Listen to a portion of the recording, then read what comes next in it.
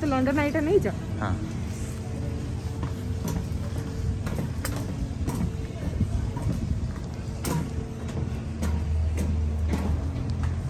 Perfect timing ना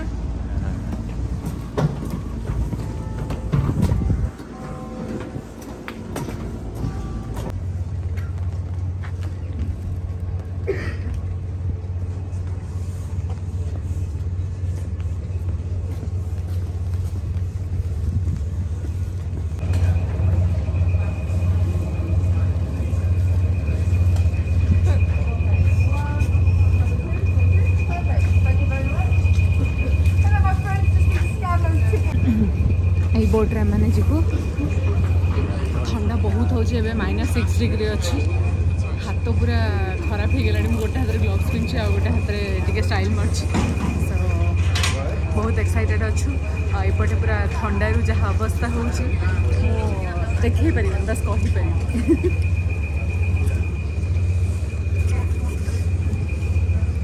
London आई अच्छे आगुरी मुझे जाइए आपण मैंने देखी लंडन आई भी से अच्छी एवं बंद अच्छी आमको एवं जीवार भी नहीं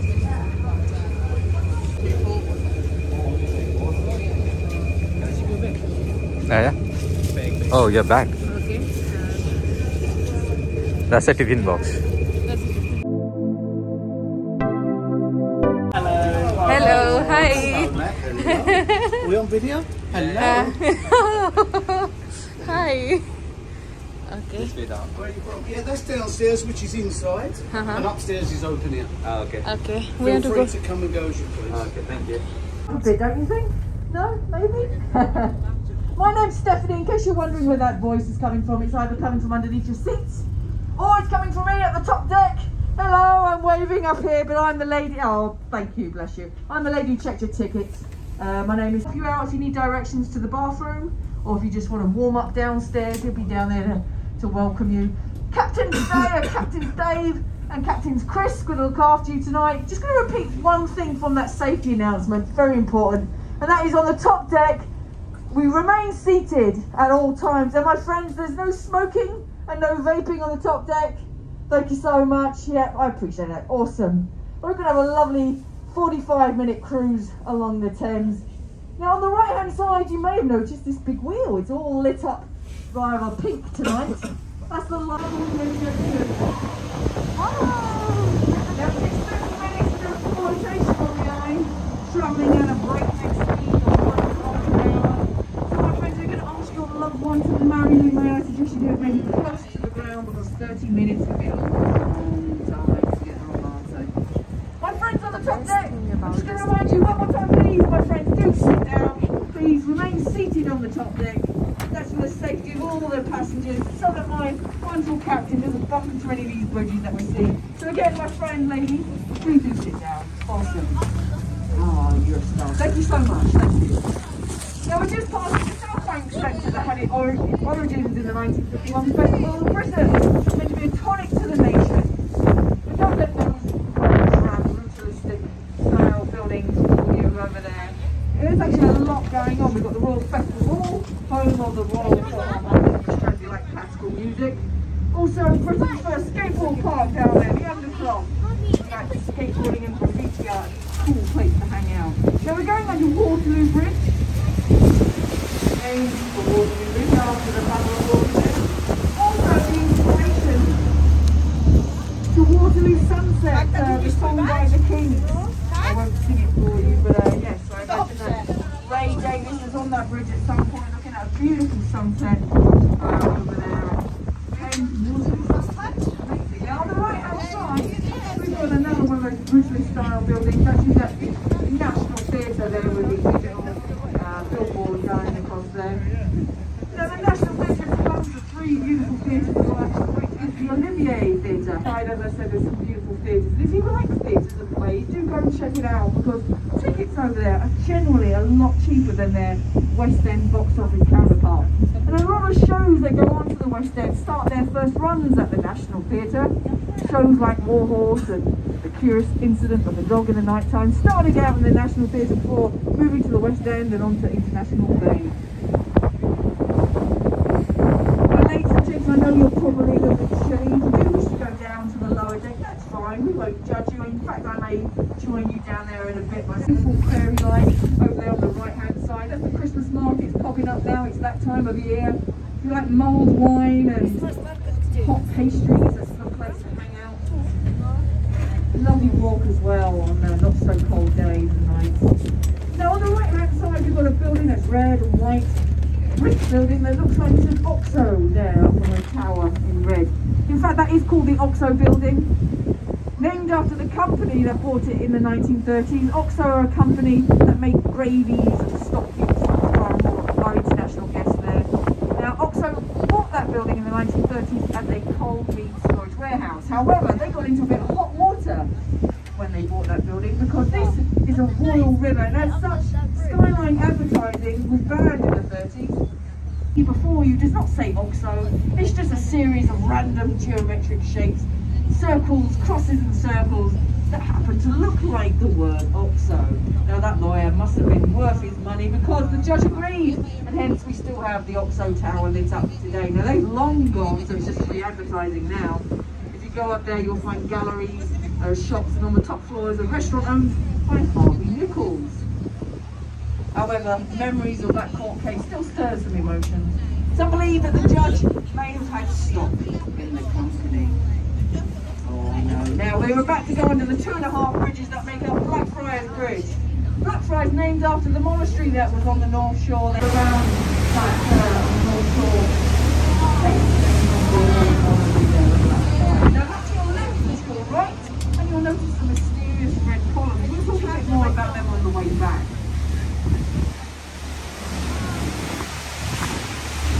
All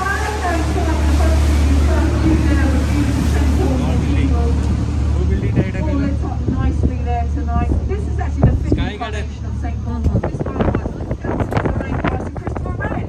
It actually was completed in 1711. It's one of the few architects to see his cathedral being completed. Now this version was built after the fire of London of 1666. Now on the right hand side of the boat you may notice a beautiful round white building with a thatched roof there. It looks like it's a Tudor building. Well, that's Shakespeare's Globe Theatre. Actually, it's a faithful recreation of the Globe Theatre. The original one, unfortunately, burnt down in 1613 during a performance of Henry VIII. The director at the time thought it'd be a good idea to use real live cannons to represent the sound effect of thunder. Maybe predictably, a spark set fire to the thatched roof. And let's just say that show was really the show that brought the house down. Now, do we have any Americans on board tonight?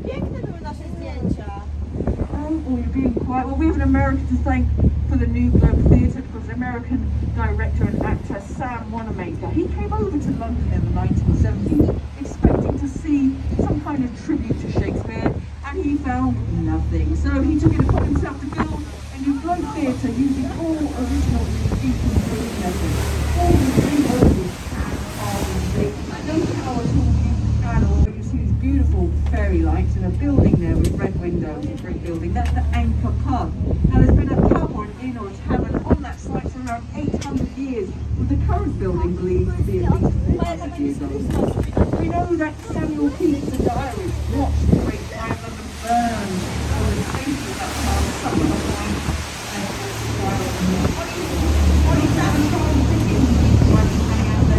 making through inspiration from the spirits behind the bar. May have drank there. आमे काली जो building था जाइतलु आपण को sky garden 95 mall ऊपर जो video करते On the right hand side of the boat this evening, I'm not sure, let me just see, can we see it still there? Yeah, you can just see the Shard. That's that tallest skyscraper in Western Europe, standing at over 1,000 feet. It opened in 2012 and was designed by an Italian architect. It looks very moody tonight. It's just covered in mist. This is London Bridge.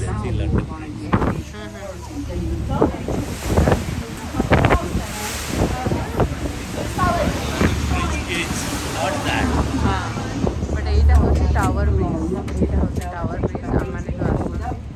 We've also got numerous restaurants and apartments on that block. Now, if you want to be neighbours to Will, you're going to have to shell out a cool 30 million, because that's how much a flat up there costs. Whew. Now, like all buildings, it has its flaws. 73 of them, in fact, it would have been 74, but it's another story. Now, there is one thing that all that money cannot buy. That's fresh air, because you can't open the windows up there. Can you believe it? You pay all that money and you can't open the windows. Oh, my fucking. Now, on the right-hand side, you may notice a battle cruiser. 11,500 tons of it. Even though it is so cleverly disguised with its camouflage. That is HMS Belfast, my friend. Again, on the top of the deck, please do remain seated, my friends. That's amazing. Thank you so much. HMS Belfast, now she was built in the same dockyard as the Titanic, but luckily fared a lot better. She has an illustrious military career. She has served in numerous battles in World War II. She has sunk German battleships herself, and the guns that you see at the front of the ship, they fired some of the first shots in the liberation of France during the Normandy D-Day landings. A very important ship, this. Those guns can fire 12 miles and are currently trained to hit a direct hit on a service station at Scratchwood on the M1. Who knows what that service station did to deserve that? I'm sure it's very safe now. The ship was due to scrap in the 1970s, but thankfully the Imperial War Museum came along with a total £1 bid, saved the ship from scrap, and now it is a beautiful floating museum.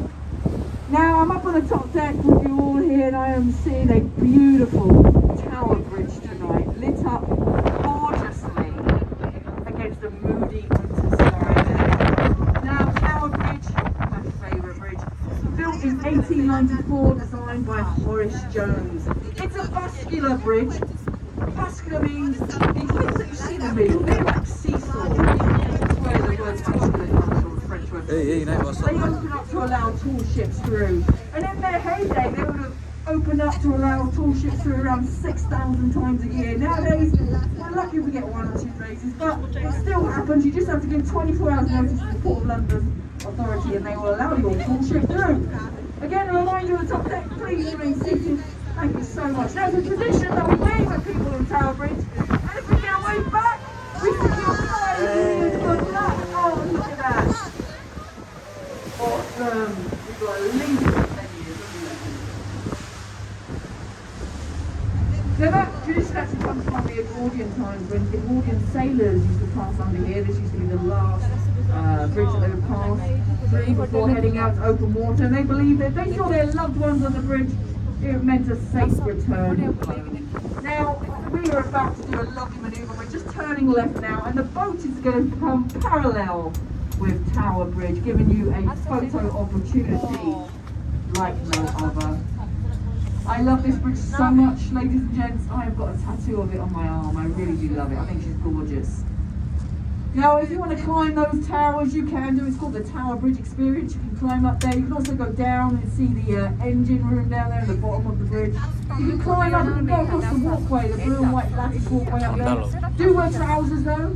It's purely cosmetic or aesthetic. It's Cornish granite. That stone actually blends in rather well with the Tower of London, which is to the right of the boat now. Now the Tower of London is iconic London. Mist of fog rolling in as well, all adds to that moody atmosphere. Now, the tower was built by William the Conqueror and his son. William the Conqueror, he beat the English in 1066 in the Battle of Hastings. He built that square castle-like tower in the middle. That's called the White Tower. That's the original Tower of London, and all the rest was built in subsequent years, centuries after. Now the Tower of London has a checkered history. It's known, of course, to be a place of torture, execution and imprisonment. And if you look to the right, you may see a traitor's gate written on the wall there, and it's above a bricked-up archway. And it's exactly what it says. It's the entry to the traitor's gate. It's where the likes of Anne Boleyn, Catherine Howard, Guy Fawkes, they would have travelled up the Thames and made a lonely left turn into that tunnel, into that archway, into the Tower of London to meet their fate. Now, Guy Fawkes, he was tortured in the Tower of London. He was placed on the rack. He had the thumb screws applied, and he also had the pear applied. And I'll let you Google that or imagine what horrors that might bring. Now, Catherine Lord and Anne Boleyn, being royalty, they were spared the indignation of being tortured. No, they were just executed. Apart from being a place of torture and execution, it's had a number of other uses, the tower. Of course, it's the home of the crown jewels. If you like a bit of bling, the best bling in London is housed in the tower. You can also see suits of armour worn by various monarchs wearing that armour and on a horse there. You also get tours by yeoman wardens, the beefeaters in their traditional red garb. They were all ex-military personnel with at least 20 years service. About the history of the tower. If you do get a tour with them, do give them a tip. I've heard that you should a tour by the ghost of a polar bear. Now, at one point there was a monarch that liked a lot of wild animals. In fact, wild animals roamed freely, including lions and bears at one point. And at least 2 people have seen an apparition of a polar bear in the grounds of the Tower of London. I'm sure that poor polar bear wasn't very happy at being moved to London to roam around in the tower. Now, up in front of us, we are about to go under the iconic London Bridge. Now, I know it doesn't look that much right now, does it? Well, this is actually a 1973 version of London Bridge, but there's been a London Bridge on that side, or a few metres either side, give or take, since actually the Romans founded the city of Londinium in AD 50. Now, there's been a medieval bridge city in itself. There were houses, shops, chapels, brothels. Some of the permanent structures on the bridge were 7-storey buildings at quite the time.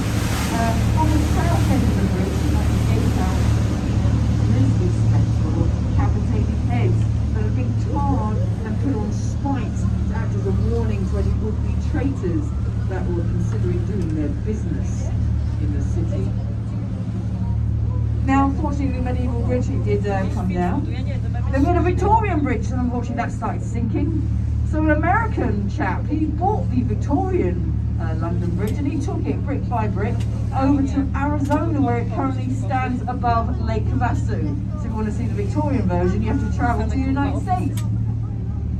Now, anyone with a nervous disposition should not look to the right as we go under this next bridge. I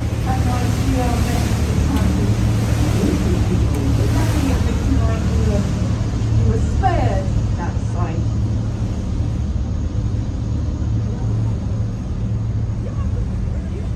Now we're coming up to one of my other favourite bridges. This is Southwark Bridge. She's beautiful, isn't she? She was built in 1921 in an Art Deco style. Now it's also called the Lonely Bridge, and that's because it doesn't get much foot traffic, because there's not much at either side of the bridge. On the south side and the north side, it doesn't really need so much. And even Google Maps sometimes forgets that it's there. But as you can see, the Lonely Bridge is actually rather beautiful. It has gaslit lanterns on top. It's one of the few bridges in London, it's not the only bridge in London, that still has gaslit lanterns. So at night, such as tonight, it becomes a rather romantic place, and lovers and romantic souls alike will come to Southwark Bridge and have their photographs taken with that beautiful gaslit lantern glow. On the left-hand side of the boat there, you see another tall tower. That's 325 feet tall, in fact. That's the old Bankside Power Station. That was decommissioned in the early 1980s due to the pollution it was creating, but now, since around 2000, it's the Tate Modern Art Gallery. And I'm not sure if you can see in the night light here, but it says up there, Tate Modern, free and open. No, it's not your thing, and I know it's not everyone's cup of tea. So you can still go in for free. And up the top there, that glass section that you see there, that's a restaurant and bar. And maybe after a couple of glasses of wine, all that modern art will start to make a bit more sense. Now, you may have noticed the skyscrapers around here are all funny shapes, and that's not by coincidence. There's a decree, age decree, that states that the sight lines of St. Paul's Cathedral should not be interfered with at 8 key points of the city. So the skyscrapers that you see on the left and the right-hand side are funny shapes, not only for purely artistic and aesthetic reasons, but also helps preserve those ancient sight lines. You'll also notice that St. Paul's Cathedral has no tall buildings immediately in its vicinity. That also, again, to protect those ancient sight lines. Now on the left hand of the boat we have one of those such oddly shaped buildings on the left hand side. Number 1 Blackfriars, a tall glass tower block. Now we like to boomerang, the cocktail shaker, but the most popular suggestion for a name at the moment is the Kim Kardashian. I guess when you see it, you know. Now we're about to go back under the 2.5 bridges that make up Blackfriars Bridge. And in fact this first bridge is a station powered by the sun, and of course on the 364 other days of the year it's not. Now those mysterious columns are there again, which is party, those red columns. They're very attached to that's how the London Railway was. Now, as that bridge started to feel the strain of the heavier and heavier trains, they were dismantled, they took the top off. However, when they went to remove the columns, they realised they were too firmly embedded into the Thames, and they would need dynamite and explosives to remove them. And as they had just built the wonderful train sewer system, which on the right-hand side, underneath the Victoria embankment that you can see there on the right, that actually saved London from a lot of disease and cholera. In the 1800s, as the city population grew, so did the waste problem, as a lot of waste unfortunately was pumped into the Thames. In fact, in 1858 there was an event known as the Big Stink, where the waste was so bad it started to ferment in the hot sun, and it created such a foul stench that the politicians that were there finally had to do something about it. So they employed an engineer by some of the seals can be seen often down by HMS Belfast. They're the Navy seals. And believe it or not, we've even got sharks in the Thames, yet I kid you not. We've got the 6-foot aggressive taupe shark in the Thames, and we've also recently discovered a new shark that calls the Thames its home, and that's a venomous shark. Yes, the spur dog or the spur shark has got venomous spikes on its fins. That, coupled with the fact that the Thames travels at a speed of between 6 and 9 knots, and no human can swim that fast, all good reasons to stay out of the Thames and just enjoy it from the top or the bottom decks of the Silver Bonito here. Now as we go back under the Waterloo Bridge, I just want to point out actually the Waterloo Bridge is also known as the Ladies' Bridge. Now that's not because of its voluptuous curves or its ingenious self-cleaning stone. No, it's called the Ladies' Bridge because this bridge was predominantly built by women during World War II. People lying about the fact that the people at that time built the bridge. And because the women built it, this bridge is one of the few bridges built on time and under budget. There you go. Girl power right there. Now on the right hand side of the boat, now it's not too lit up unfortunately, but it's just coming up now on the right.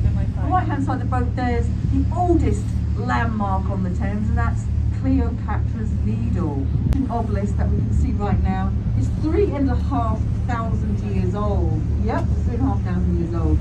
It's actually it was built by or commissioned by King Moses II, and it's a gift from the Egyptian nation. I don't really think that it is a gift.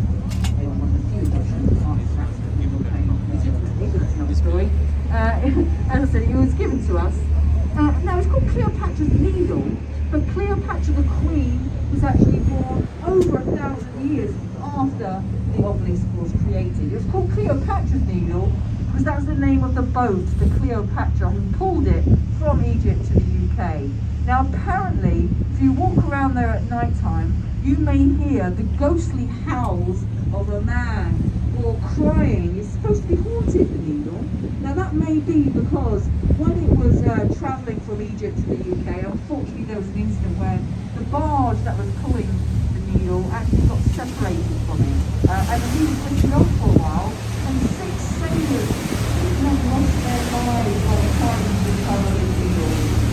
Now that may be why we expect the Needle to. Also though, the 2 species that are either side of it, they're facing the wrong way. Those pesky Victorians, they put them the wrong way. So they're actually supposed to be facing outward, but in their current position, they're facing inward. It looks like they are protecting London from the Needle. Maybe those Victorians did know something after all. Now we're about to come back into the pier for the docking procedure. However, just want to remind those on the top deck, you've done so well. upset about it. In fact, it went to court. They didn't want the London Eye being built. However, the judge said, come on, you asked the Ministry of Defence to buy some curtains. And they did. And luckily, we have the London Eye still.